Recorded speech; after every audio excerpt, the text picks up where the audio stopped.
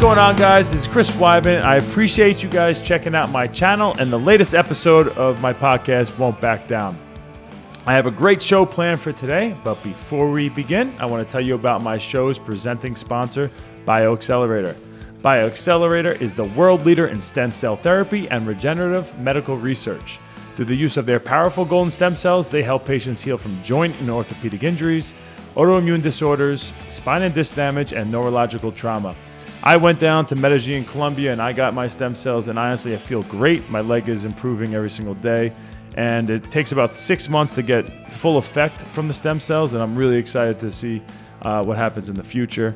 Thanks again to BioXcellerator for helping sponsor this show and create my show, Won't Back Down, which is also available on Spotify or wherever you get your podcasts. So you're the coach of like player development, right? Yeah. So I'm assistant coach for the team, and I run all of the player development for our program. So okay, gotcha.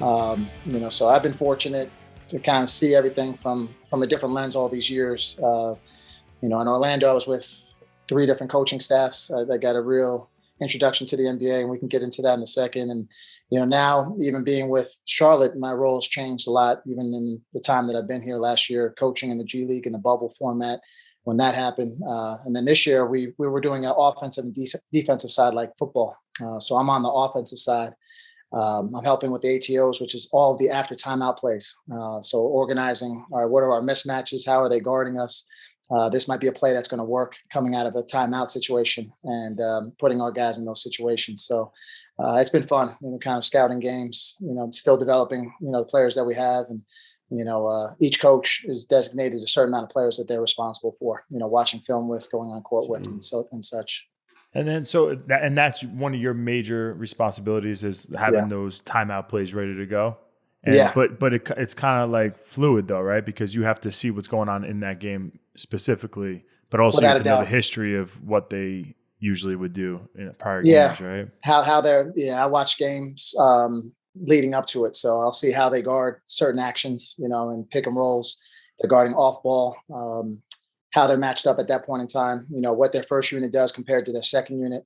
Sometimes there's specials where they're running zone, to start a quarter. So it's like, all right, we might have a man-to-man play and they're running a zone. And so that can mess up your team. So being on point with, hey, we have to know kind of what they're going to go to at this point in time, and I'm sure it's similar round by round for you, understanding, hey, this guy's a slow starter, and, second round, he's looking to do this or that. He's going to try to take you down here. He's going to throw more leg kicks, whatever the case may be. It's similar in basketball. I'm sorry. Yeah, no, it's all good. I think it's on your hoodie. It's still on your hoodie.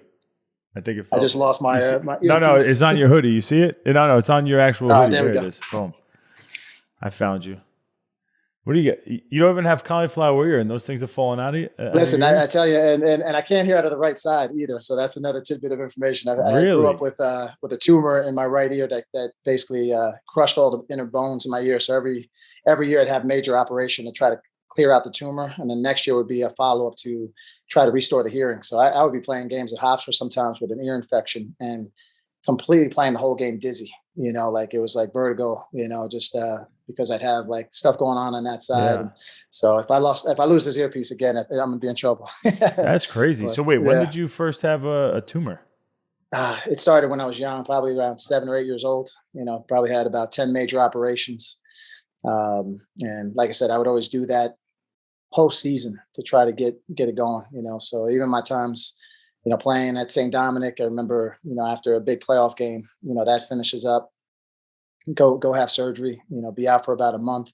There was always a 3-month recovery because you couldn't get hit in that ear with the, the bone grafts and stuff that they would try to do. So it got to a point as I got older, I was like, I just don't want it to be painful anymore. And if I can't hear, I'll figure it out. There's some benefits to not being able to hear on that side, but yeah. Depends who's on that side, I guess. Yeah. Was it ever cancerous, or was it just something that was a growth that just? It was an aggressive tumor that they said, basically could go into the face and, could have gotten to the point where it would have numbed, one side of my face if they didn't catch it soon enough. But it was an aggressive tumor, never cancerous, thank God. But it was every 2 or 3 months going in to try to clean it out. And, the things that I would have to go through at that point in time were pretty intense. Damn, that's crazy. Yeah. 10 surgeries you've had? Is that Yeah, just on that, on that year itself. So not that is including like the in-office type stuff that they were doing. yeah. So let's go back to Long Island. Let's start with that. So where are you from, Long Island? I know you went to St. Dom's, but yeah, all over Long Island. Like I was in Suffolk County for a long time. Early on, it was like Oakdale, and then we moved to Puerto Rico with my father. He played 13 years professionally in Puerto Rico. Was on the national team there. Oh man! So from about 2 to 7, I was there in Puerto Rico. Came back. We were like in Lake Ronkonkoma, Holbrook. I was in Quorum, so Longwood School District, which is a pretty good wrestling program. I was a wrestler early on. We'll talk about that. Kerry McCoy was over there. I mean, he's a little older than you, I think, right? Yeah, they had some beasts out there, though, back in, like the early 90s or whatever, the varsity. They had some major All-Americans and stuff. And so I went from there to Bayport, Long Island. And then I was commuting from Bayport at least an hour each way, driving to St. Dominic and Oyster Bay because the school didn't pass their budget. So I was gonna have to pay to play basketball. And, I was like, all right, St. Dom's at that time had some pretty good basketball. And I knew we were going to play a lot of the inner city teams and I'd have a better chance of getting a scholarship, by doing that. So I did that. And then we moved to Oyster Bay my senior year. So I've been all over the place. And then, as an adult, Glen Cove, Seacliff, Glen Cove were my areas as I grew older. Gotcha. That's crazy. If you're from Long Island, you're following. If you're not, it just means he moved all over the damn place. Yeah, I was everywhere. Why were you moving so much? Oh man, not sure. It was like every 3 years. It was just like, we just found a new location. My mother was originally from Bayport. So we had been there since, I guess 7th grade all the way till like 11th grade. And then by the time they decided to move again to Oyster Bay, that was more for my sister because she was going to go to St. Dominic after me. She was a few years younger than me and they didn't want to have to keep dealing with that commute. But so that was it. So your dad was a professional basketball player. At what point did you start, really getting into basketball? I started young. Yeah, I was playing from little kid. I was involved in playing a lot of sports. I thought at middle school level and all that stuff, you can do a lot of different sports and get involved. But basketball was always like my primary. So I can remember cool thing. Especially with your kids being able to watch you fight now. Like I remember him playing. I was, I think like 8 years old. He went back when we were still living in Long Island, played one more season. I can remember going back and watching those games and seeing him compete. Just a tough nosed guy, from Canarsie, Brooklyn, just didn't take anything from anybody. And, he kind of made a career just being that tough point guard that can rally the troops. And, so I've always had the ball in my hands, and everything else that I did, I felt like was helpful for me for basketball, so if I ever did anything else, if I played tennis, I felt like, the movements in tennis, sliding, there's not many sports where you actually slide like you do on the basketball court. And that's one of the sports where you do that. Right. And so, even just like the, football early on, wrestled in Longwood wrestling at 5th grade, 6th grade. I mean, I'd taken it super serious. So I remember getting my head, on a crank and, all that stuff early on, but I loved it. I mean, just from a young age, there's always like a big part of, the way I trained myself was more from a fighter's mentality. Like even when I was in layup lines, I always bounced around like a boxer, it was almost like a little rhythm to everything that I was trying to do. And so, as I got older, it was just really cool for me to kind of incorporate some of that stuff with what I was doing, to prepare for, a season, and not have to run around on the court up and down, being able to stay in an area and work more on my reflexes and some of my cardio and footwork that way. And then I started incorporating it as well with the players that I worked with. Was it the wrestling that you feel like gave you that work ethic? Was it coming from that, or where do you think you got that work ethic from? Where you're bouncing on the court and trying to outwork it. Yeah, I think it was my dad. Like me and my father, we used to, he was a natural born fighter. Like he was just a guy that, one of those things that I can remember was him knocking out like a Golden Gloves boxer, who pushed him in the back there in Puerto Rico. And in Puerto Rico, it was like guys were finding you in the locker room if they didn't like what you had to say. And people were throwing hangers and ice chips at you and all kinds of stuff. If you were on the road, it was cool because it was like outdoor environments. You play in an 18,000 seat arena. And then the next night you'd be playing in an indoor-outdoor facility that's at like 5,000 people, and they had bands in the stands, and they're serving all kinds of alcohol and drinks to everybody, and they're going crazy. So, so I think a lot of that came from him and his mentality. And definitely, like when I got into wrestling, I love the individual aspect of it, like being able to go out there and compete one-on-one, but then having that be towards the total for your team in terms of points, and being, having that camaraderie with the team, but knowing that, hey, this is my turn to step up. And I don't know. I always grew up watching, like Vision Quest and, Bloodsport and, all those, the Kumites and all that stuff. And, all the Rockies, like last night, Rocky 3 and 4 came on, and it was like, I had to watch. I had work to do, but I had to sit there and watch both of them, right? Like a dummy, sit there. I've seen it a million times, but, so I, a lot of that was, from that. I never got into, like the UFC for me. It got popular like my freshman year in college. I was pulling the VHSs and watching all of those, with my friends, and just loving that. And then at the time, I don't know if it was there when you were coming up at the Empire State Games, where you got to compete. I just love going to watch the Golden Gloves kind of guys and going to watch the wrestlers. It's just something about seeing those guys compete, because to me, there's no faking that, right? Like I always say, like in the fight is the truth, and if guys actually put in the work or not, and there's no time to actually like relax necessarily, in a fight. You're always on edge, and so I try to explain that to people all the time. It's like, on the court, you have moments where you're just kind of hanging out and just waiting for your turn. Baseball, football, all these things. But when you're in there by yourself, you're constantly, your brain is always engaged, and there's a reason why guys get gassed right within a few minutes, and you're like, did this guy do any cardio leading up to this fight? But it's not always the case. It's just, their adrenaline's pumping, they get that dump, and it's like, shit, I wasn't expecting this from this guy. And then all of a sudden, see guys tank. So, I can appreciate it. It makes me think of the Nunes Pena fight. Did you see that fight? Yeah, I watched it. And what my interpretation of that fight and what went down was that Pena went in there expecting a war, willing to die in there, willing to just go through hell to find a way to win. And Nunes, I think, went in there thinking she wants to run through this girl, embarrass her, put her in her place. And then all of a sudden, there was a moment in there where this girl's not going away. Wow, I'm not going to do what I expected to do. And now you're in a freaking war, and you did not really expect this, but this is exactly what Pena was expecting. Right. And I think that's what went down. Like the cardio goes away. It's all mental, man. It really, I mean, she probably trained her butt off, but she gasped, but it was because of her expectations just not going the way she expected, you know what I mean? And then she kind of gave up, she wasn't going to be able to handle what Pena was willing to give at that point, which is crazy. And I think it crosses over to everything.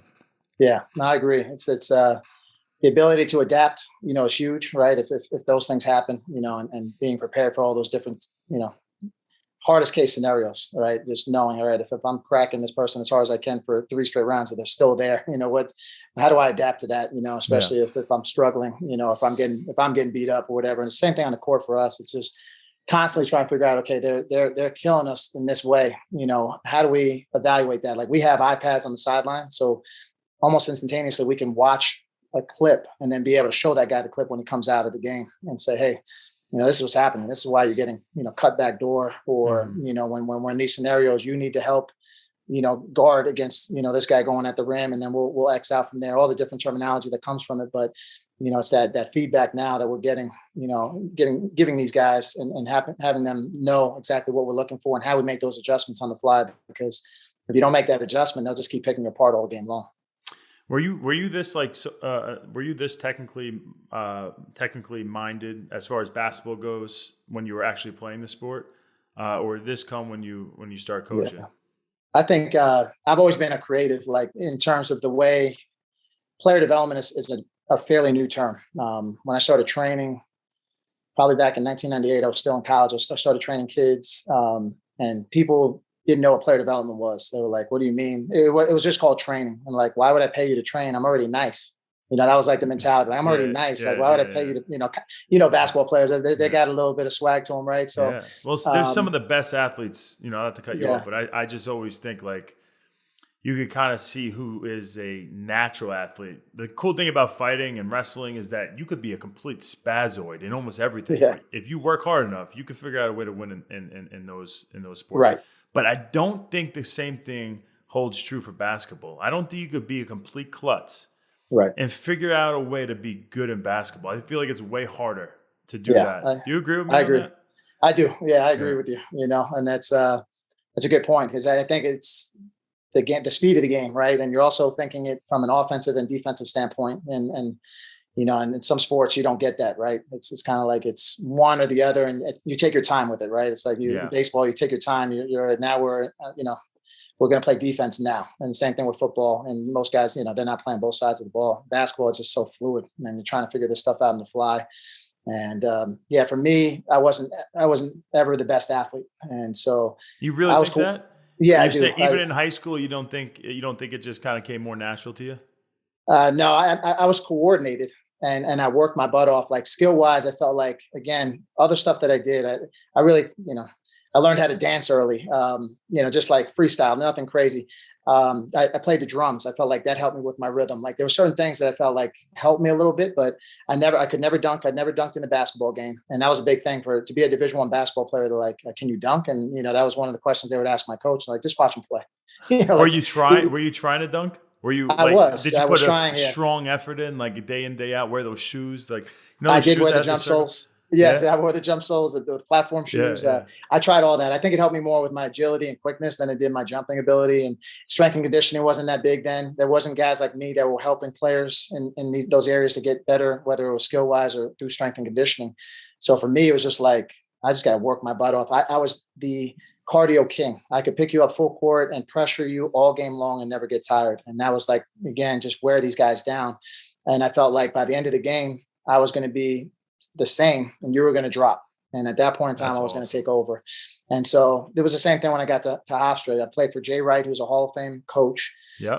We had all Hall of Fame coaches there, period. I mean, and he went to do like some big things at Villanova, right? Won 2 national titles. I mean, same thing with the wrestling coach, right? It was Tom Ryan, Tom Ryan, Danowski, all these guys that were there, they were all Hall of Fame coaches from volleyball to softball. So when I got there, though, Speedy Claxton was like the best thing that happened to me from a standpoint of just figuring stuff out. When you say iron sharpens iron, they're like, all right, Jay, you're a transfer in. I went to University of New Hampshire for a year, played in the same conference, transferred back. I had a whole year to sit out. So now I'm just going to class, I'm sitting out, and I'm playing against Speedy every day. And, I start figuring out just different techniques of like, how do I get my shot off against this guy? Because every time I tried to lift, he was just swiping it from me. So then I realized I have to change my line. So instead of bringing the ball straight up like you normally would, I had to now come over the top of the hand. So if the hand was waiting at my waist level, I had to figure out ways to get it here without going straight up the line like you were taught as a kid. Wow. And so all these different techniques started to come just from playing that way. And then I started teaching it. And one of my favorite quotes is, when you teach, you learn twice.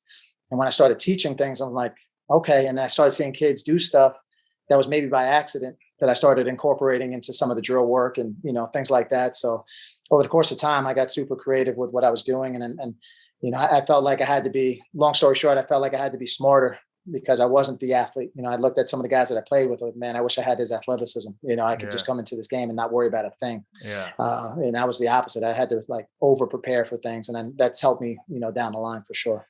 In a basketball game, does it get to the point where it's basically, it comes down to toughness, like just mentally trying to break this guy? Like when they see that you're still not tired and you could see them starting to get tired, is that a real thing that happens in a game? It is. It's all the psychology behind stuff, especially if there's a certain matchup or a guy you've hit a few shots on and you see their body language just slump, like, or start shaking their head, you have them, right? And there's this semblance of style of play. Like right now, I think we're second in offensive, on the offensive side of the ball in the league. And so for us, it's style of play. We want to get the ball out as quick as possible, and we can miss 5 straight shots in a row. You can make 5 straight shots in a row, but you're going to have to come back and defend right away. Like there's no hesitation. And so we have a young group. We have, some shooting on the perimeter, and we just put pressure on teams that, have to defend, whether it's a make or a miss. And that's part of it, So by the first quarter, second quarter, great, they're still there. Third quarter, they're still there. Maybe by the fourth quarter, you're able to break them. Yeah. Does the name Darius Burton ring a bell?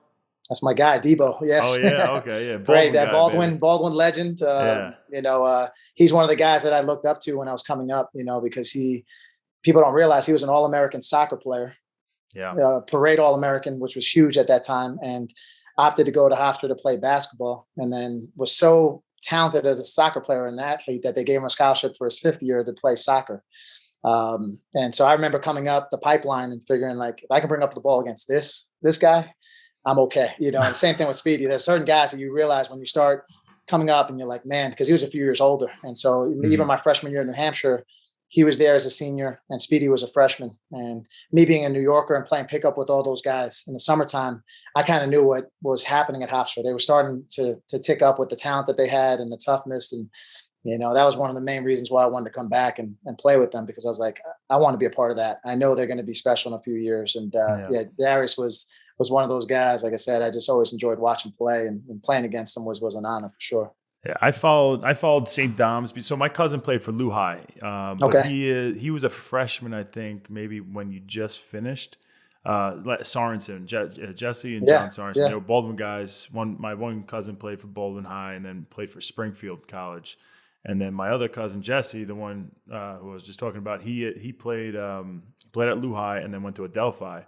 Okay. And I guess his first freshman year at Adelphi, they won the national championships. I don't know did you follow? I know it's Division II, so I don't know if you were following that. But they always, I guess, were wondering, because they were really good, how they would have done against Hofstra at that time. How good were you guys your senior year? We were really good. Yeah, really? We were really good. And I know Adelphi was really good because even Steve Clifford, who coached at Adelphi, he's been a head coach in the NBA for years. He's a guy that I stayed in contact with, who would come to Hofstra practices. And I used to really follow those guys. And I played against a lot of those guys in the summertime. We always played against those guys. So I knew exactly who they were and how good they were. And they were talented. I think they give anybody a problem.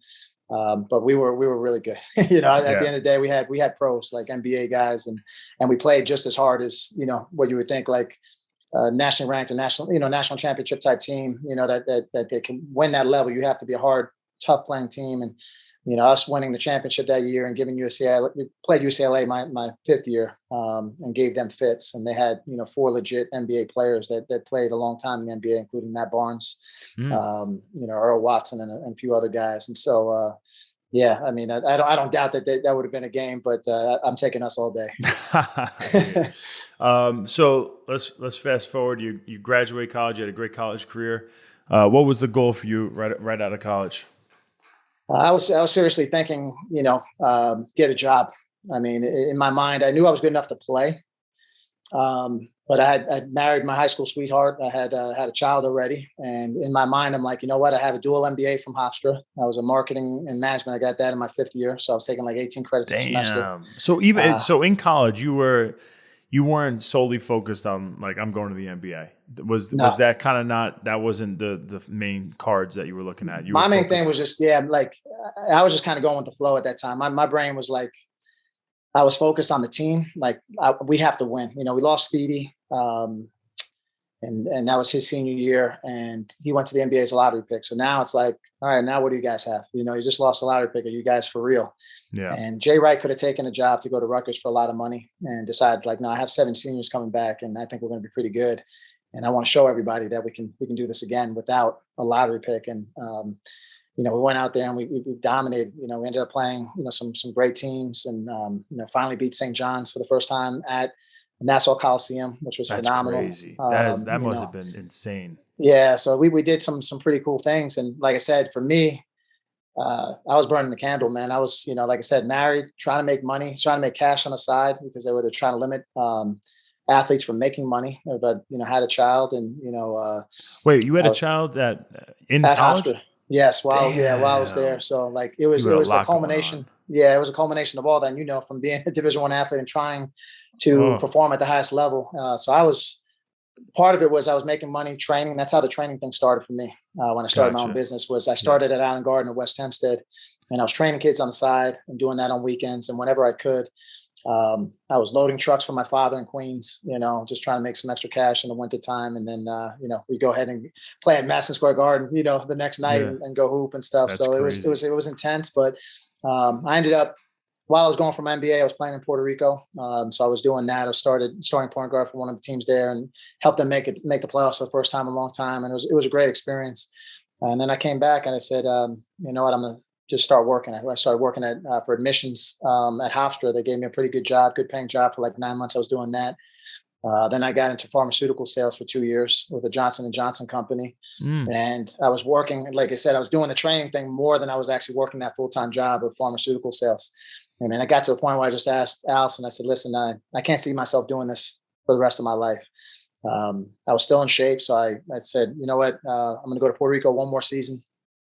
When I come back, I've got camps and clinics set up, and let's give it 6 months to see if I can make it work. Because there was no training businesses at that time in New York, you know, and I was like, I'm going to build this thing like everybody else. If somebody has a pitching coach or, you know, they work with Mitch, with a boxing trainer or whatever, they're going to understand this concept at some point, and I'm going to make it happen. There was no barriers to entry, and we went for it. And but when you were going to Puerto Rico, what was the goal in Puerto Rico?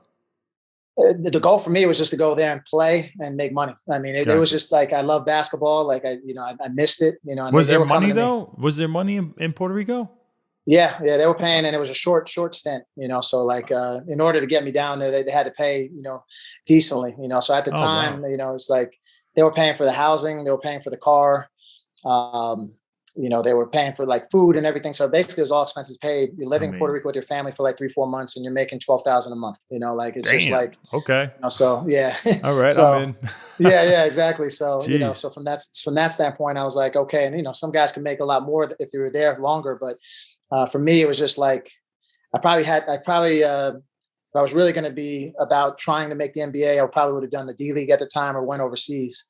But with a family, I was just very concerned with how that was going to play out, you know. And I knew a bunch of my buddies and guys that had been playing overseas that weren't getting their money, that were stuck in like Czechoslovakia or Poland or some of these places. And, you know, it just was a hard life. And so I said, you know what, it's about time I start making some money and start putting what I did athletically into the corporate world. And that was my mentality. I was like, I'm going to go crush this. And I felt pretty good about what I did in pharmaceutical sales and stuff. And then when I started my own business, everything that I got from the master's program and learning about marketing and sales strategies and things like that, I incorporated into business and just built that up for the 10 years that I was doing that. I love it. So wait, you did that for 10 years, pharmaceutical sales? Okay, wow. No, I did pharmaceutical sales. I did for 2 years. Then I went into, started Pro Hoops in 2004. Till about 2014. So I had a 10-year run there. And what was great about that. And that was it private lessons? It was private lessons, but did you have like a team of people that were? I did. I had about 5 or 6 trainers that were with me. Wow. We all trained, like the system was all the same. I always told people when they call, it's like, I might not be able to train you, but you can go work with John Randazzo, who, you know, for Oceanside guy, you can work with him. He played at Sacred Heart. He knows the system. That was the biggest thing. Like we have all the same terminology. We teach the same concepts, but the way the delivery might be different, right? Like the delivery you might get from Matt Serra might be different than what you're getting from, you know, Mr. Thompson, right? Or something, right? Yeah, Ray Longo and company, right? Like, so that was the biggest thing. Like we're all part of the same umbrella. Got to the point where we had major sponsorship deals with Muscle Milk and Under Armour. You know, had a couple commercials with Kemba Walker that were nationally televised. So the training techniques were starting to, you know, be shown on a bigger scale. Yeah. And the biggest thing for me was just trying to figure out, like, you know, when you're on your own business, is like, how do I overcome this challenge, right? Whether it's facility time. For me, it was housing for the longest because guys would have to come to Long Island and everything's so spread out. Now you have to get a car. You have to figure out where you're going to stay for 2 weeks. You know, and by the time they pay you, it's like, man, I'm already like 4,000 or 5,000 in the hole if I'm going to do this, right? Wait, I'm sorry to interrupt again, but this, was it, I know you're doing like high school kids and college kids, but you were doing some pro? We were doing pros, yeah. How'd you pull that off? Like to start them getting? Was it like one guy is what you needed to start off with, and then from there, it started off slow. I think once I decided to go full in with basketball training, kind of it was one of those things where college coaches who had guys that were now becoming pros, they were like, "Hey, would you mind taking a look at this kid or working with him?" And then all of a sudden that kid had a chance to become a pro, and it just kind of built by word of mouth at that time. My first pro was Wally Zerbiak, who's the Long Island legend from Cold Spring Harbor. Are you kidding me? No. You worked with him? That was my guy. Yeah. So that's crazy. You know, so we ended up doing a VHS tape together on his training methods. And it was the most awesome video you could ever imagine because he went into it like wanting to show the mistakes.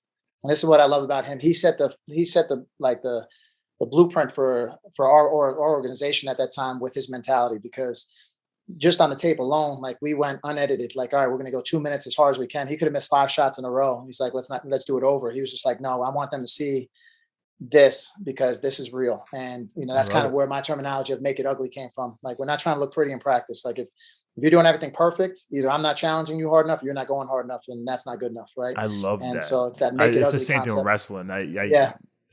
Because everyone wants to do everything right. So they stick to what they're already good at, as opposed to challenging themselves and trying new things and trying to get better in situations that they need to get better in. They don't want to look dumb in front of other people. That's the biggest thing, right? And you have to break down that barrier and be like, screw it. Like, I'm going to make mistakes here all day long. And then once I get out there, the finished product is going to be nice, and that's what he brought to the table. The best story I have that we told all the kids, and it became a part of our lingo and language, was that when he had a $65 million contract at that time with the Minnesota Timberwolves as an all-star, playing with Kevin Garnett.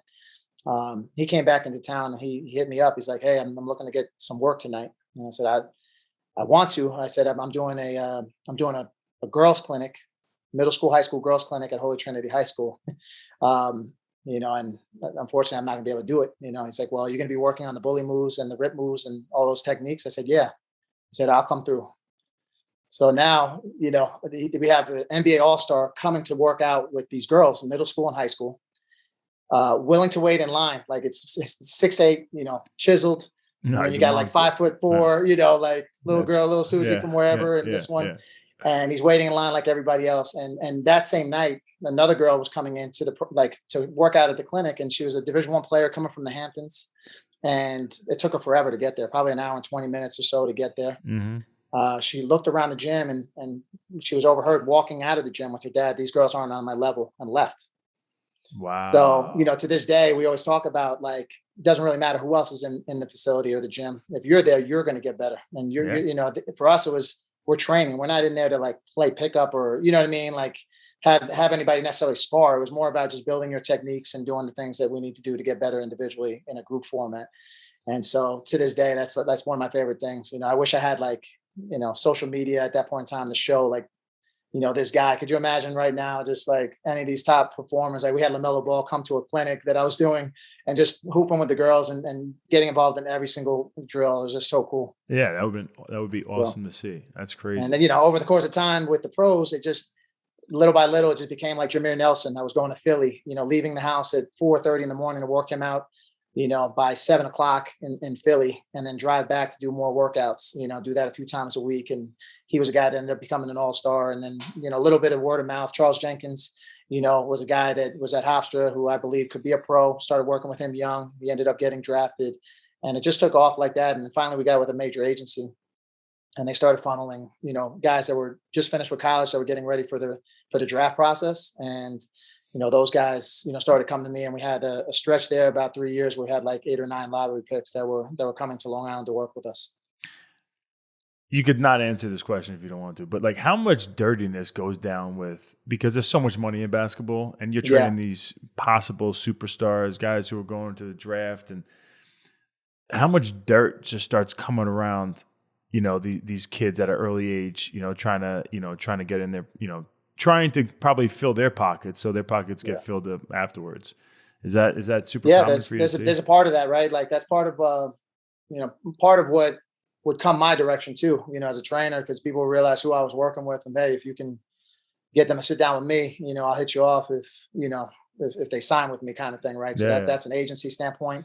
You got certain guys on the travel circuit, that working with kids, and they're driving them everywhere, paying for all their stuff to make sure that, hey, when you get put on, I get put on, right? That kind of deal. So you have a lot of shoe deal. My shoe deal. You have a lot of the, he's my guy, and what can you do for my guy kind of mentality? And I'm like, what do you mean you're a guy? I would always kind of ask that question. What do you mean? Like, they wanted me to do stuff for free, this, that, and I'd be like, hey, you can come in and try it. And, over the course of time, this, like, if somebody really needs to help, you're going to help them. But I was never just going to give away all the years of work that I put in just to give it away. Just be like, some guys like, oh, I got a 13-year-old that's going to be the next coming. Like, let's come on in. And because what will end up happening is if they don't value paying for it, they'll just go somewhere else as soon as they feel like somebody else can give them a better deal, or whatever the case may be. So, when they start putting money out of pocket, and then they're invested, and they start coming, and then you start figuring out, all right, I can help you. I want to help you now. Or Yeah. you understand the storylines behind kids. So that's just part of the business. But yeah, you do see a lot of that, because there's a ton of money within the shoe deals. There's a ton of money within like obviously the AAU circuit, and these kids now, especially with college, with the name and likeness deals that these kids are getting on the basketball front are pretty amazing. Football and basketball in particular. Yeah, and does that not start in high school now? Like, people Yeah. are gonna probably start getting attached to them early on. Social media, right? It's so you have certain kids that have that social media presence at a young age. Zion was one of those guys at an early age that just people knew about. His highlight reel dunks, were so popular that by the time he got to college, he had whatever, 1 million or so coming out of high school just for the dunks, right? So a lot of these kids now, because of that, with TikTok and Instagram and everything else that's out there, like you're starting to see some of these really, really talented kids at a very young age. And if you've got some uniqueness to you, and you're able to put it out there, and it goes viral one time, what that can do for a kid. Yeah, what's your take on the college athletes now being able to get paid, and where do you see how do you see that playing itself out over time? Yeah, I mean, I think it's not a bad thing necessarily. I feel like potentially it could keep kids in school longer. That maybe would try to jump to go pro. And I think like if the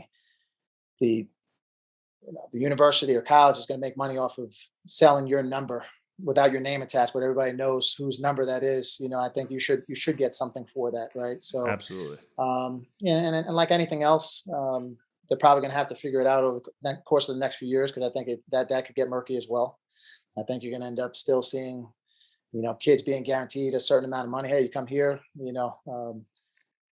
we'll link you up with Gary V, and we'll get you, 300, 400,000, probably in this sponsorship deal, whatever the case may be. And I think that's going to be part of the recruitment process now, so it's So I think if you think like, all right, well, they're only offering me 150 and they're going to manage my social media, but I can go here and they've got this social media firm that they can do this with, I'll probably pick that one because they're going to give me 250 or 300. So I think it's going to be more based on not necessarily who can get you to that next level. It's more like, all right, I know I'm going to get the guaranteed money here, and if I don't, maybe I can transfer, because now you have the transfer portal where you don't have to sit out a year the way I had to sit out.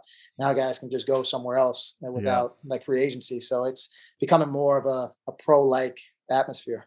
Yeah, I think it's awesome that the college kids are going to be able to get paid. I just think it's going to be tough to organize it and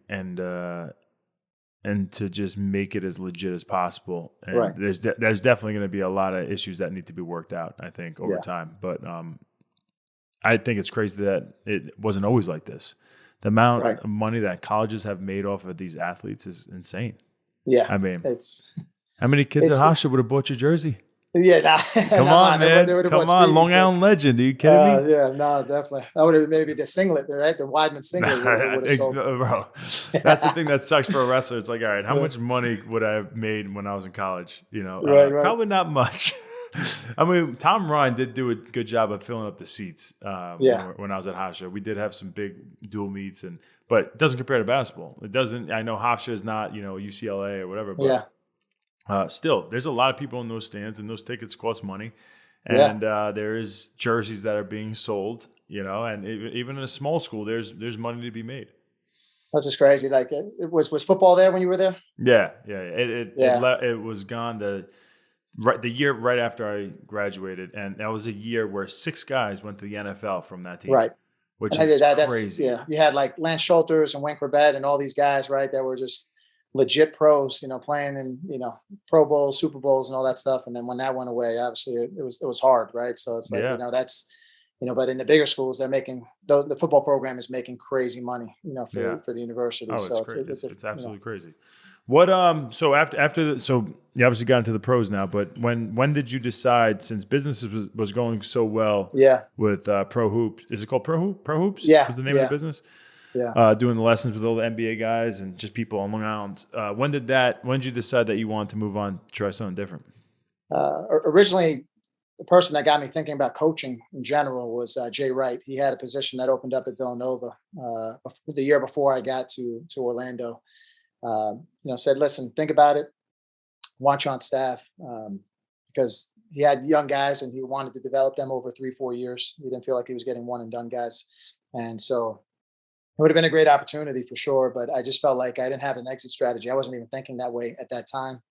I had my trainers that were all people that I considered friends and, people that I grew up with and stuff like that were with me. My wife was a tenured teacher, in Long Island, which is very hard to come by.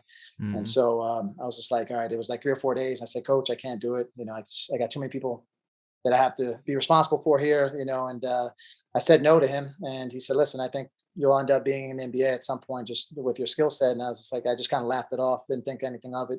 Wasn't putting my resume out there. Wasn't doing the things that I see everybody doing nowadays to try to get into the NBA. You were making money where you were happy? Your wife has tenure. Like you were living the dream really on Long Island. Yeah. Right? Their house, we had a nice house. The kids were great. Allison worked in the same, school district is where we lived in Glen Cove. So it's literally down the block. She's a teacher in that school. The kids are going there. So it was great. And then Orlando, Jock Vaughn, who's now the head assistant in Brooklyn, he reached out, and it was just based on just doing the right thing, right? Like as loving what you do, and people start to take notice.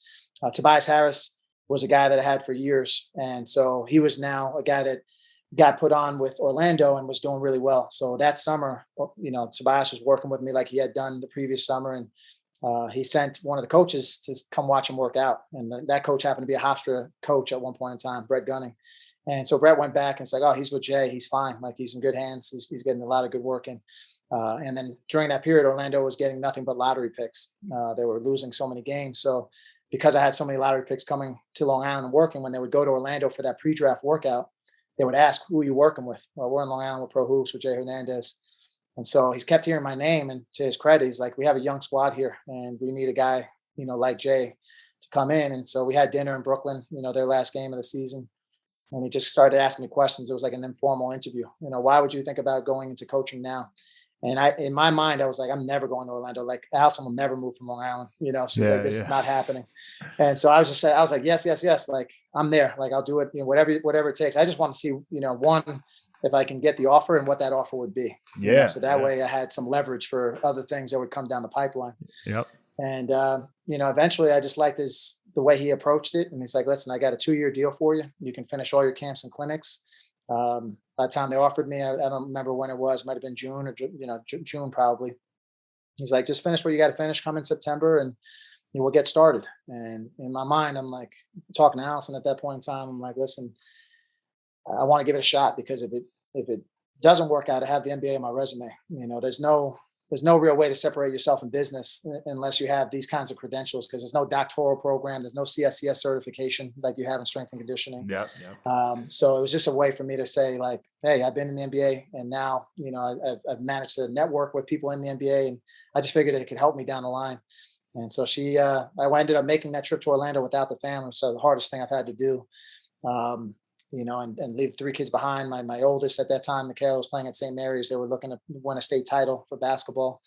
And and Allison was tenured. So she's like, you better, know that this is what we're going to do before I give this all up. And so I went, and it was very, I got a very unwelcoming, gift to the NBA in terms of the way things happened the first few years. Whole staff got fired 52 games in. James Borrego, who I'm working with now, took over as interim head coach for 30 games. And then I thought we were going to get fired for sure. And they ended up keeping me on, with the next staff. And Scott Skiles came in. He was phenomenal. Got a chance to work with him. He was an NBA legend. He has the all-time assist record in the NBA. Played with Shaq. It was supposedly him and Shaq fought. Like he actually punched Shaq, and we're one of those little point guards. So he's crazy. Yeah, he's fun. He's funny. He's crazy, but he was great to work with. And same thing, Allison and everybody was like, before we move, let's make sure you actually have a contract going past this year. So now we're in maybe November, December. I'm like, Allison, it's time. Like, get the family here. I've had it. Like, I need you here. I'm going to be here for the long haul. Like he's already complimented me twice. He's one of those guys that just didn't compliment anybody. Right. And I Yeah. was like, he's complimented me in public and he's going to fight for me. Like, I know this, like, just get the family here. And so they ended up moving in like late December, early January of that year, that second year that I was in the NBA. So for the first year, they were Long Island, you were in Orlando. Yeah. And we tried like every 3 weeks or so, we tried to make it happen. I mean, the flights were crazy, but they would try to come to Orlando. Allison would drive to like Boston, Philly, every city, that she can get to in the East Coast. Like she would basically driving to, if I had a game there, stay with me in the hotel. Certain trips she'd go fly out to. So like we try to make it work as best we could.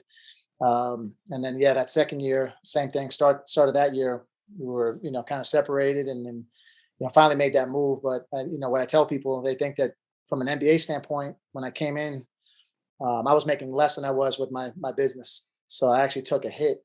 And like when you have a family, like, and you're going for broke with a family, it's different. It hits different. You're not by yourself. Scary, You're not, and that was what I was doing. I was like, just betting on myself and with the backing of obviously my family, say like, I can make this work. And so finally got them to do that. But I took a hit there. We took a hit on the house. We lost money in the house just to get them to move finally. And Allison lost her tenureship and everything that comes with that, for retirement. Yeah. And so like I was broke in the NBA, like broke, like literally going Wednesday, going to Costco and writing a check so that we can have, some food type thing till the check came in 2 days later kind of thing. And in my mind, I was like, I'm just going to keep working with these guys and giving them the best that I can give them. And something will work out. It'll start to pan out the way I see it. And the crazy thing was Scott Skiles quit. He had a multi-million-dollar deal on the table and quit in April of that year. So they moved in January. Now he quits in April. And Frank Vogel, who came in, who won a title with the Lakers, came in, and I had a conversation with him early on. And he was like, if I were you, I'd be looking. He's like, you're going to keep working till basically we say so. Like, go work with these guys. And at that point in time, I was like, oh my God, like I just moved my whole family here. Wow. I have no job. I'm not going to make any money past June. Like, what do I do now, kind of thing. And I just kept, like I said, kept working, doing the right thing by the players. That was my main thing. It's like, if I just treat these guys right and show them that I care, good things will happen. And that's what happened. Like, I think Frank saw the work I put in, that he was asking the players questions about the staff. And then he eventually talked to Jay Wright, on my behalf, because Jay had taken Frank Vogel in when he got fired early on in his career and said, hey, you can help us at Villanova. And Jay's like, if you have Jay Hernandez with you, you're in great hands. He's loyal. He'll work his butt off, and then I ended up working with him for 2 more years and kind of solidified myself in the NBA. My network grew crazy because I really didn't know many people. I wouldn't play in the NBA, didn't have family that worked in the NBA, any of that stuff. I came from the outside. I really still look at myself as like the underdog, black sheep, just trying to show what I can do and how somebody from the outside can come on the inside and give maybe a little variety and some creativity to what we're doing here in the NBA. That is crazy, man. I can't believe that's an inspiring story. That's exactly what you want to teach your kids, and what I try to teach my kids is like, just be a good person and do the best you could possibly do. And, and just work super hard. Don't look for handouts. Don't look for, anything special. Just do it because you love it. Right. And work as hard as you possibly can, and good things will happen. That's the number one thing, like if you love what you do, they call it play. Like if you're playing at work and you love it, you're going to sustain it for longer, and same thing, you got the play, your potential, the purpose behind what you're doing. And then there's potential behind, hey, there's growth here. I can do X, Y, Z if I continue to work here. You have those things lined up. I mean, I think sky's the limit, and I think most people that take risks are either desperate, not very smart, they're just taking risks just to take risks, and then there's a small percentage of people that have put the work in, that are taking that calculated risk and are willing to pull the trigger to do that, regardless of the circumstance. I'm all in. And so now your odds of being more successful increase exponentially, right? And that's what ends up happening. I think most people look at the odds of saying, like, what are the odds of you being an NBA coach, an NBA assistant? Very, very minimal. It's very, very tiny, especially with me, who wasn't even looking to get into the NBA in the first place. Like, I don't know what the odds are on that, and so you look at all the different things that you put in place and you realize, like, hey, we're all special in different ways. We just got to find value in what we're doing, you know? Absolutely. So, Did you dissolve Pro Hoops? Did that just go away after you went to yeah, Orlando? it's still going. Yeah. Again, my guy, John Randazzo, is still doing stuff in Long Island. Ross and Tim Burns are doing a tremendous job in Brooklyn and Manhattan, running stuff, but I had to divest my whole portion of it, within a year because NBA tampering rules. They felt like I had too many NBA guys there, and I had too much of a connection, I guess, to try to pull somebody. But I tried to explain to them, like, you offer the guy $30 million, he's going to come here regardless. He's not coming here for me for 20. You know what I mean? Like, so, but it's that's what it is. So at that point in time, I knew it was in good hands, and it hurt. It was one of those things. Like, to this day, I'm still very competitive with seeing like who's blowing up now. Guys are like a little bit underneath, and so it definitely gave you that edge competitively as an entrepreneur. Every day I'm always like competing and trying to figure out like how do I get to that next level. But it was a big part of who I was, and I think that's what's helped me get to this point. Like I said, it's the mentality I got from entrepreneurship, and then the mentality I got from Muay Thai, and the stuff I got there. And that, I think the first time we met was just on the rehab table. Yeah. Pro Health. Years ago. Yeah. Garden City. And I think, I don't know what, it might've been my shin bone was like soft. And, I remember you telling me that. Bro, don't talk about shin bones being soft. Okay? It's too soon. Sorry, all right? man, sorry. I got a soft shin bone too. I used to have a hard one. I used to break people's legs. Now my legs I know. You'll be back. I already know. I'm just kidding. No, but, I remember you telling me like, hey, we're going to these awards, and I'm going with my wife, and Anderson Silva's going to be there. And I don't know, I know he's a respectful guy, but I don't know how it's going to be. You know what I mean? I remember you telling that story of like being there with her and kind of going into that next stage of your career, trying to get that and just being in that framework. But, for me, it was like, I took the Muay Thai very serious, like, backtrack. When I was going to Puerto Rico, I actually, Keith Tremble. I worked with him. My man Keith, the bull. Yeah, Keith is awesome. So Keith was over in Glen Head doing some stuff, and at the time, like we knew some of the same people. So I ended up going over there to just hit mitts with him, and it wasn't anything. He wasn't hitting me in the head or doing anything crazy. I was just like, he had me doing pull-ups and the typical like individual lesson with somebody who doesn't know how to fight, right? You're probably doing harder workowts than Volante, so it was good. Volante was a two-sport athlete. We can't get can't take anything from a man, but I'll leave him alone since he's retired now. If he was still fighting, I'd bust his balls more right now. Definitely. So I got with him, and I just, like I said, from my background of just loving, like, just fighting. Like, with my dad, we used to do Olympic points, which was like we could hit in the chest and the stomach area with fists. It was like Olympic points. We just call it Olympic points. It was like Olympic boxing. So you just kind of cover up and just when I went into like kickboxing, I had like more of a boxing stance. Like, everything was like shoulder roll, trying to be like, and I'd be bouncing around. And then when I remember going to the Muay Thai gym I went to, it was, at the time it was called Extreme. It's now Militia. It's in Queens now. And I remember like early on, they got me into sparring. It was like 2 weeks in, and really, and I was going against an amateur guy who had like a Valley Tudo background, Kempo karate, the whole thing. And he was an amateur fighter, had like 7-8 fights, strong guy. And I remember going in there doing my whole like boxing thing, like, jab. And he kicked my leg. And I'm like, the fuck, what was, what was that? So next time, so I'm sitting there moving around. He does it again. So next time I go, I try to put my hands down, right? Oh no. Comes across with a hook, like hooks me in the head, and I'm like almost out of my feet. So now I go back to the corner, and the guy's like, yeah, you got to fight this guy. He's crazy, right? Like, just go, keep your hands up or whatever. Just last around. So I last around. I'm like, all right, either I got to ask for my money back and look like I'm super soft, or I got to learn how to defend myself. And I had great reflexes. I was in great shape. Yeah. So I just said, listen, I just want to learn how to defend, just teach me how to defend, how to check kicks, how to check body kicks, all this stuff. And I started doing that, and I loved it. And it was something I kept doing pretty much in the off season. I got to a point where I was a lull in terms of my workouts. And I knew if I told them I wanted to fight, that there was no return. Like, basically I'd have to lose weight. I'd have to be all in. And so that's what I did. I was like, it was like December. I was like the heaviest I'd been at that point in time. My whole career, I was like in the 170s, and all of a sudden I'm like an adult and I'm like hitting 195, right? And 198. And I'm like, no, this is not good. I got to maintain some level of cardio conditioning, because I knew I had pre-draft workouts with these young guys coming up. Every year, these guys are 18, 19 killers. And I wanted to be ready to handle like 12-hour straight days with these guys. So that was the thing. I was like, all right, I want to try to fight. So I ended up doing that. I went from 198 to 158.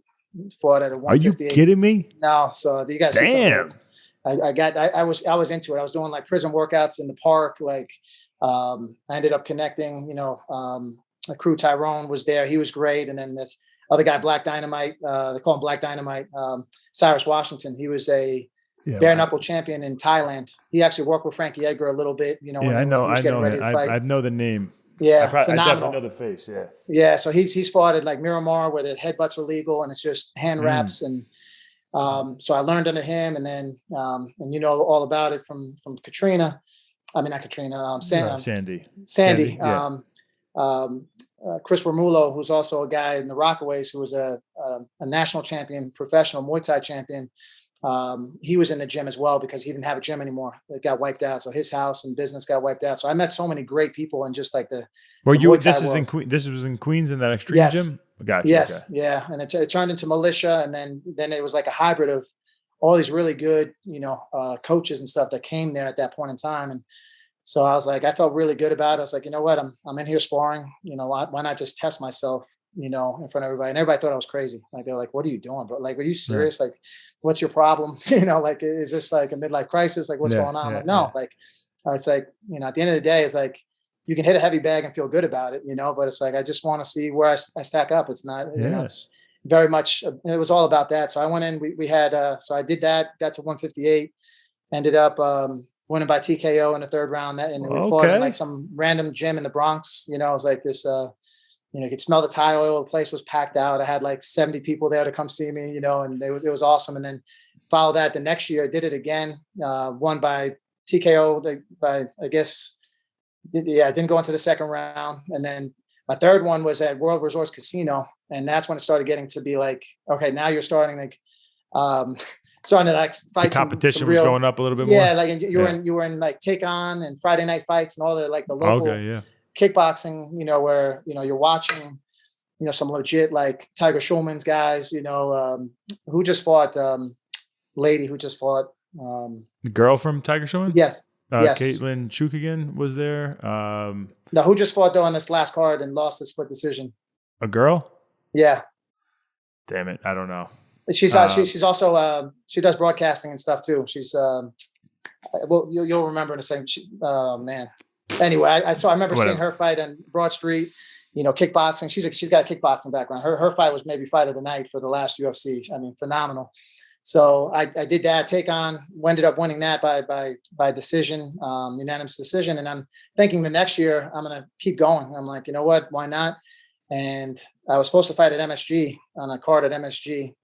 And the card got canceled. And so we ended up doing basically a documentary on like the fighter mentality. It's called Rep Your Work. And what it was just taking my guys that were in pre-draft and taking them to Muay Thai and doing like the fight runs, I would call them, through the park, Morgan Park and Glen Cove, and just what that mentality meant. Because when you're in pre-draft, you're by yourself. It's basically like me versus you for the $1 million payout, right? When you go to these workouts, there's maybe 3 or 4 guys there. Sometimes it's only 2 guys. So I wanted to embed that mentality to the players. Like, hey, it's just you versus them for the first time in your career. It's not like playing a team sport. Like, they're looking at you individually and saying, is this guy worth, a top 10 pick? And how do you separate yourself in that world? And so it was pretty cool. So we ended up kind of adapting the documentary to that aspect of it, but it was kind of geared towards that mentality. But I just fell in love with it. Like I said, it was early on, it was Anderson Silva, who I remember watching and seeing him just demolish people. I'm like, what the hell is he doing? This guy, like whatever he's doing, he's just like clinching, like, and just knocking dudes out. Just playing with dudes. He's just playing with dudes, knocking them out when he wants to. I mean, what's more free than that? It's amazing. What he did with Franklin at that time, like, oh my clinch, God, yeah. I was just like, this guy, because he was skinny, and I'm like, how is he manhandling Franklin like this, right? I couldn't believe it. So, obviously when you fought him, I was rooting for you, but he was the guy that originally, originally, like, he was the guy that I was looking at. I was like,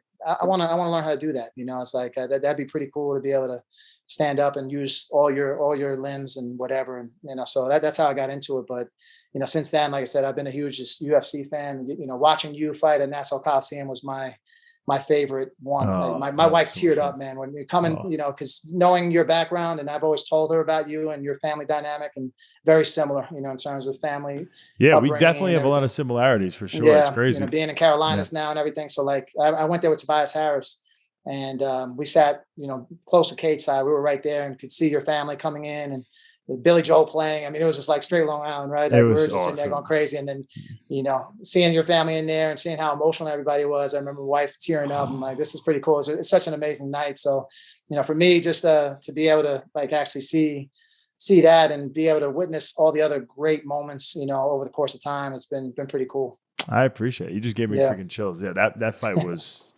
that fight. Well, that it felt like I won a title fight. It felt I like I bet. just won the world championship. If I had to, it was Anderson Silva won.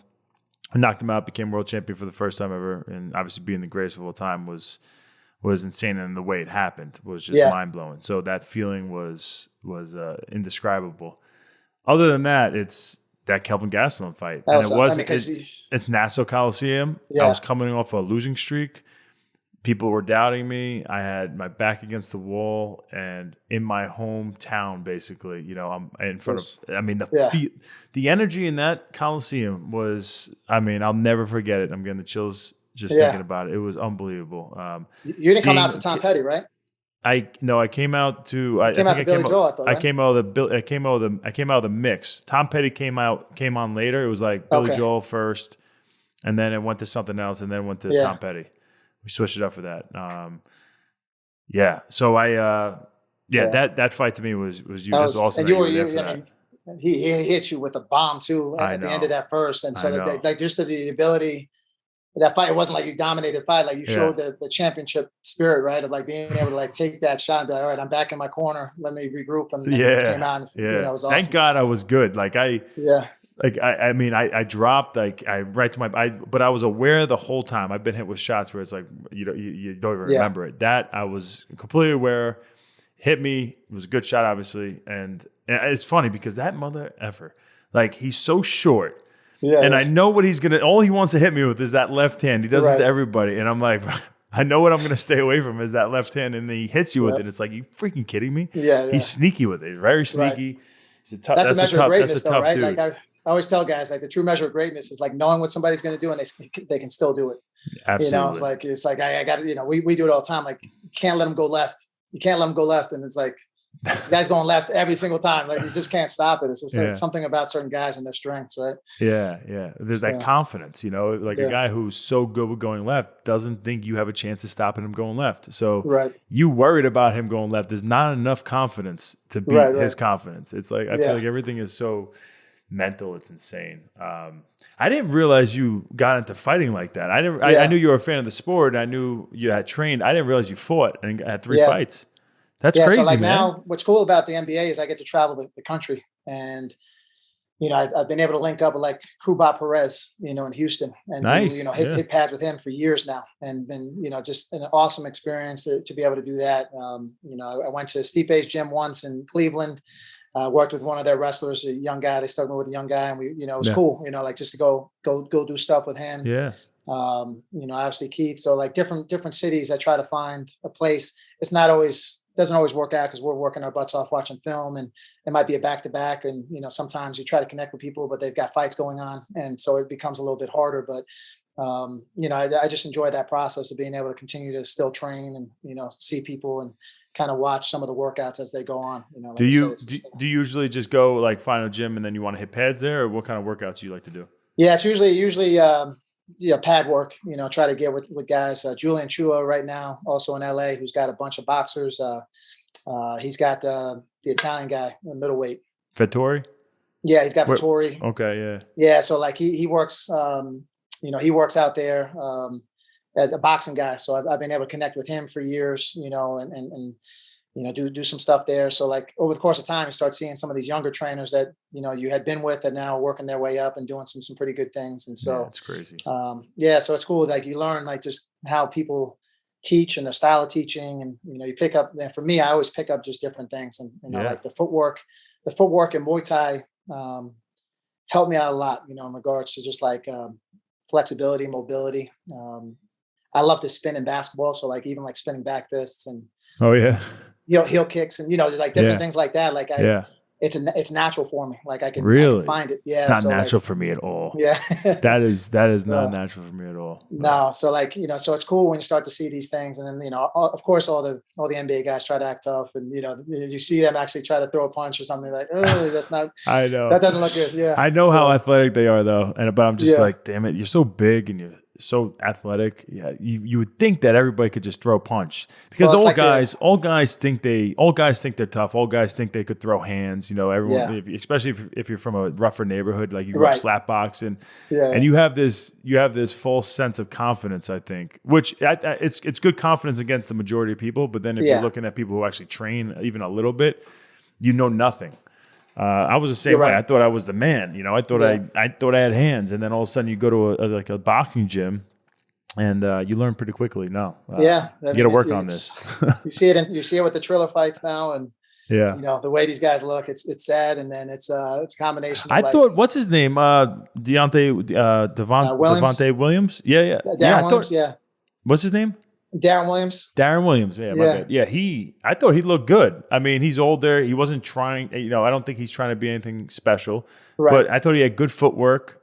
I think he did a good job. I think if you could throw a straight jab and keep your hands up and just kind of, I think guys just get wild, right? The first time they get hit, it just becomes like, I'm coming, guns blazing, and just, they don't realize like, you just got to the touch, dude, what's his name? Shouldn't have fought. The guy who fought Jake Paul his second fight, I think, or first fight. What's his name? Robinson? Nate Robinson. Nate Robinson. Yeah, that was, he was not ready. He really wasn't ready. I don't think he probably didn't spar at all. That's the thing. So you have to, that was hard to see. You have to get used to taking shots, Yeah. That's at the end of the day, you have to, and it can't stun you to the point that like you freeze, right? Like, it's just like, all right, I got hit and you hit back, it's not like this, you hit, I hit, whatever the case may be. Yeah.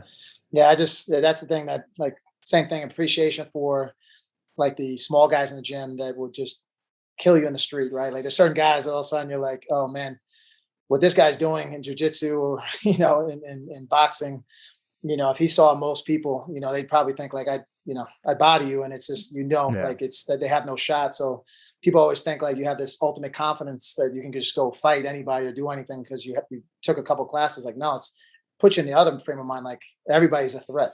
Like you don't know. I have respect for any man and anybody. I have respect for anybody because I know, listen, at any given point, if you're not prepared for it, you get hit with something, anything could happen. So I respect anybody, even if you haven't trained. The odds are in my favor, but I still have like, there's like people say that to me too. It's like, yo, it must be awesome to walk into any room and know that you could beat everybody's ass, or like, you're in the car and there's something going on, like, you could beat this dude's ass.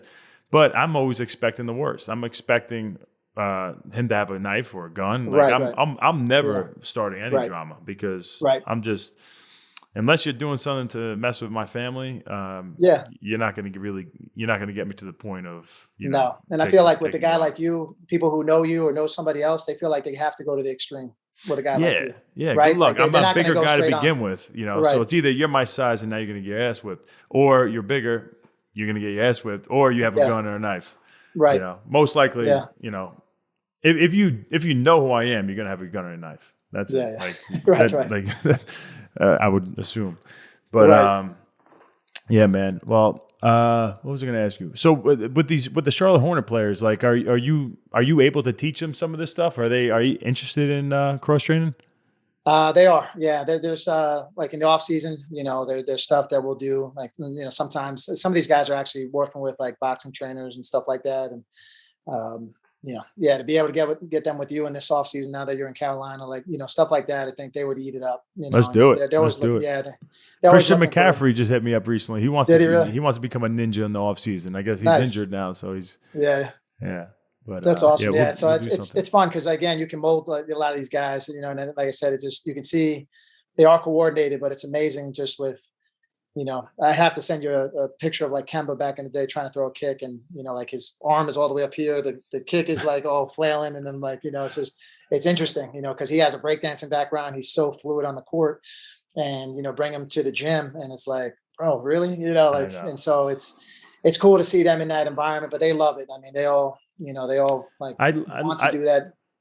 I'm sorry. Yeah. I just appreciate anybody, especially an athlete like that, to put themselves in a situation where it's embarrassing to see the other guys to be around who know more than you, watching you look like a fool. It's embarrassing to do, but you have to start somewhere. You have to just start. Like, everyone's going to look like an idiot at first.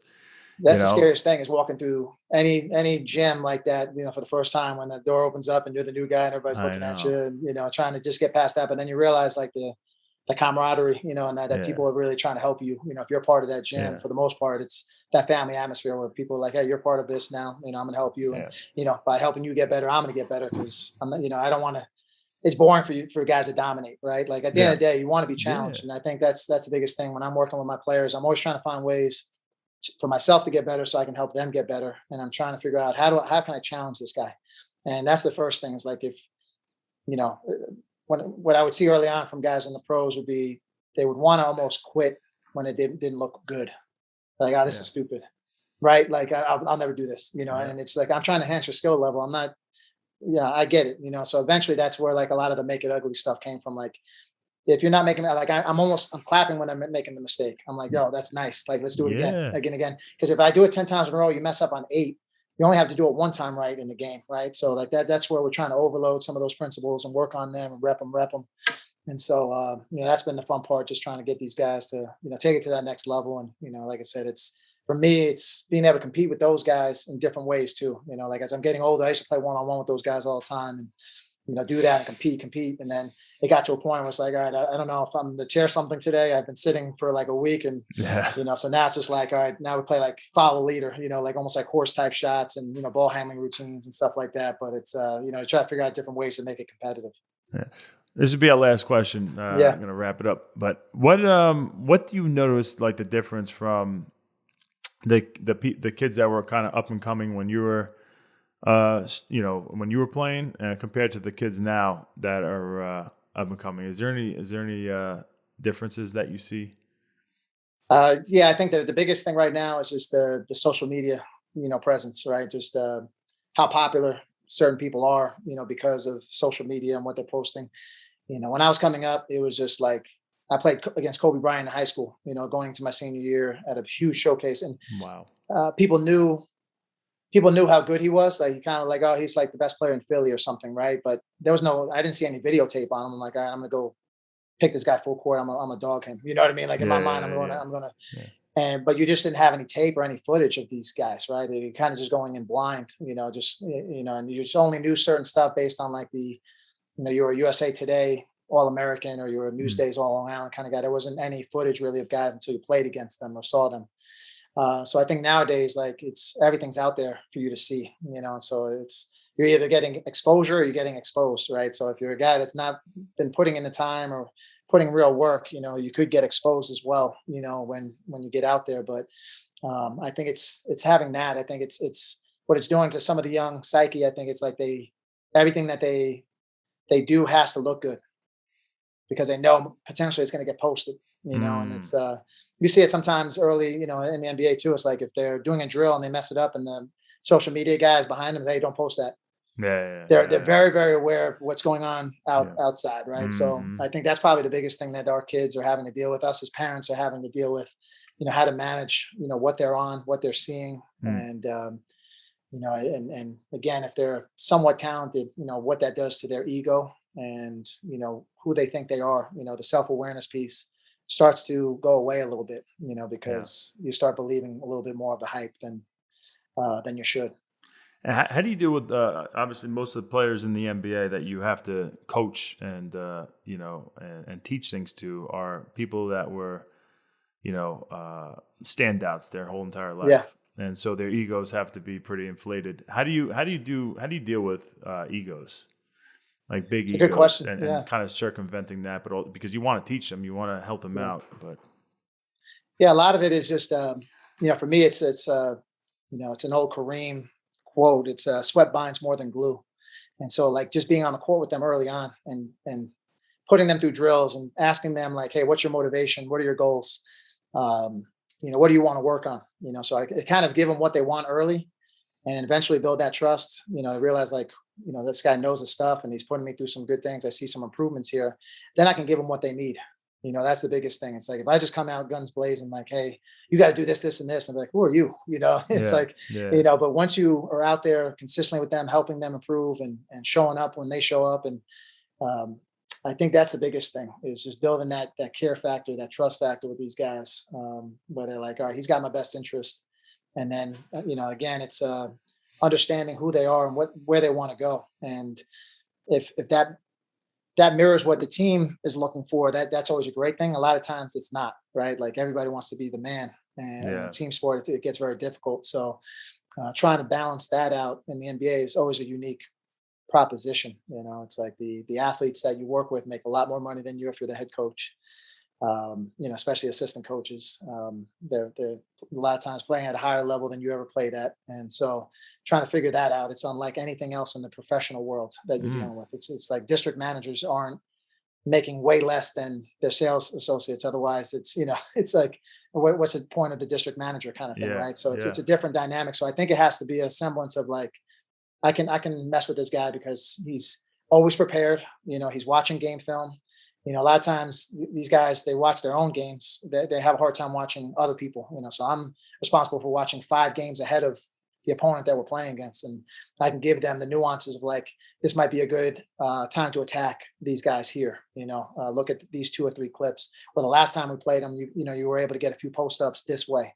And so it's stuff that you forget about over the course of time, because you're playing so many games that, you become their eyes and ears. So I think a lot of it is just, being more prepared, building that trust factor through the work that you're putting in with them. And then eventually you can start to give them that truth, at the end of the day, without it, being the truth that they're not going to listen to, or a truth that stings too much. Right. And I think my job is to hold the players accountable, but also be positive at the same time, which is something that people usually separate.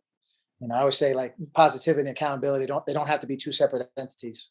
You can be positive with guys and still hold them accountable. And a lot of times, you see this in the sports world. If the guy's holding people accountable, he's a hard ass, this, that, and the third. If a guy's positive, he's a player's coach, maybe he's soft on the players. He lets them kind of run things. And I think it's about finding that balance.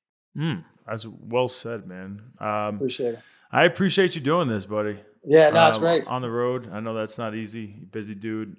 Is there anything that you could shout out? You want to shout out any like social media things or businesses or whatever you want to shout out? Go ahead. No, I appreciate it. Yeah, definitely.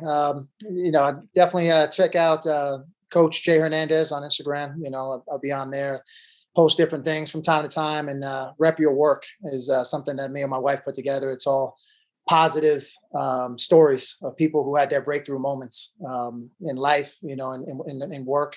And so we've been doing stuff there, just trying to promote positivity. So eventually that'll be a book with guys like yourself and others that we can kind of put into a tell your tale kind of thing, of like that moment that you broke through that people might not realize the backstory behind it, and then kind of go from there. And there's so many cool stories of people in the music industry and business, sports especially, that can tell their story of like how they got to where they were, and that breakthrough moment of that moment that you came in and lost all that weight in the UFC and took that time, short notice fight and won. Those are the kind of things that over the course of time, like, people don't realize what it took, and they see the finished product, right? But and it could have been before that. It could have been a moment in college that change your whole outlook on life, right? And so, we want to be able to get to the nuts and bolts of that, with people over the course of time. So, definitely check those things out. I love it, man. You're the best. Long Island legend. Everyone loves you. Keep crushing it. You're an inspiration. Thank you, man. You too. Appreciate you having me. Yeah, yes, sir. Take care, buddy. Thanks for watching today's episode. If you enjoyed it, please let us know in the comments below. Won't Back Down is also available as a podcast, so feel free to give us a follow wherever you get your podcasts.